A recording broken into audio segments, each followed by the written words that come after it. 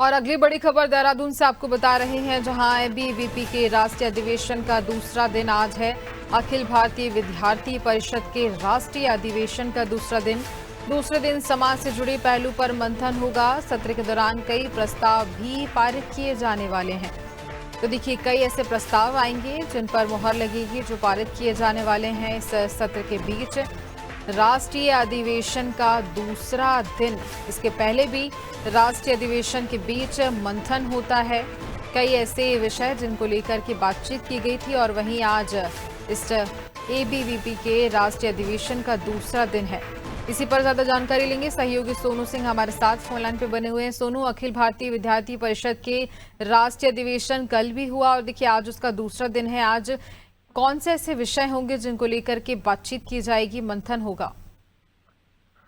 देखिए, शिक्षा की बेहतरी कैसे हो सकती है, शिक्षा की गुणवत्ता में कैसे सुधार किए जा सकते हैं, छात्रों को कैसे जो है उनका ज्ञानवर्धन किया जा सकता है, समाज से जुड़े तमाम जो विषय हैं उन पर, और इसके साथ साथ भविष्य में छात्रों की दिशा कैसी होनी चाहिए, इन तमाम पहलुओं पर चर्चा होगी। क्योंकि इसी से संबंधित, समाज से संबंधित, शिक्षा से संबंधित, युवाओं से संबंधित 5 प्रस्ताव भी आज पारित किए जाएंगे।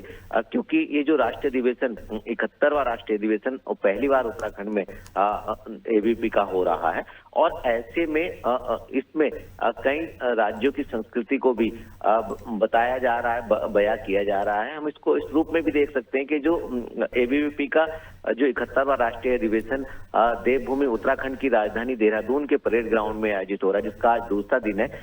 इसमें हम ये कह सकते हैं गुंजन के एक जो भारत है, भारत का एक लघु स्वरूप दिखाने की कोशिश की गई है। क्योंकि तमाम राज्यों के युवा जो हैं वो इसमें प्रतिभाग करने आए। जब हमने कुछ युवाओं से कल बात की, उसमें नेपाल से भी कुछ युवा इसमें शामिल होने के लिए पहुंचे थे। तो ऐसे में एक संकल्प लिया जा रहा है कि किस तरह से आने वाले समय में युवा जो हैं वो आगे बढ़ने वाले हैं, और खास तौर से क्योंकि काफी बड़ा संगठन है एबीवीपी, और ऐसे में इसका 71वां राष्ट्रीय अधिवेशन का यहाँ होना ये कहीं ना कहीं उत्तराखंड की संस्कृति को भी बढ़ावा दे रहा है, और उत्तराखंड के जो तमाम युवा जो एबीवीपी से जुड़े हुए हैं उनके लिए प्रेरणा का भी कार्य कर रहा है। तो माना ये जा रहा है कि आज जो इसमें कई प्रस्ताव पारित होंगे, ये कहीं ना कहीं युवाओं के भविष्य के लिहाज से एक मील का पत्थर साबित होंगे, ऐसी उम्मीद की जा रही है। गुंजन, जो प्रस्ताव पारित किए जाएंगे वो उन सभी युवाओं के लिए होंगे जिस तरह से उन्हें कई ऐसे विषयों को लेकर के काफी फायदा मिले।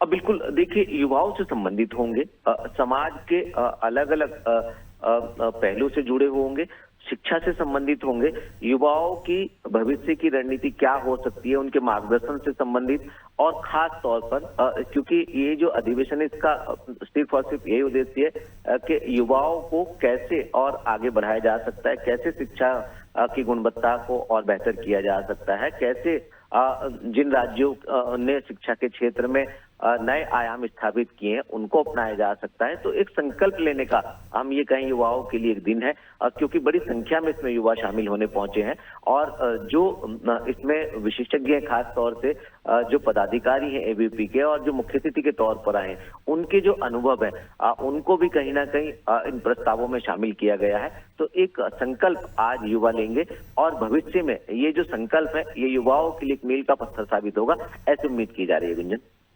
बिल्कुल, और देखिए मील का पत्थर साबित होगा ही। इसके चलते कई विद्यार्थी विश्वविद्यालय में पढ़ने वाले, उन्हें भी काफी ज्यादा इससे फायदा होगा। जिस तरह से सम्मेलन चल रहा है, इस सम्मेलन के बीच जो भी चर्चाएं की जाएंगी जिन विषय को लेकर, सोनू आगे भी आपसे जानकारी लेंगे, आप बने रहिए हमारे साथ।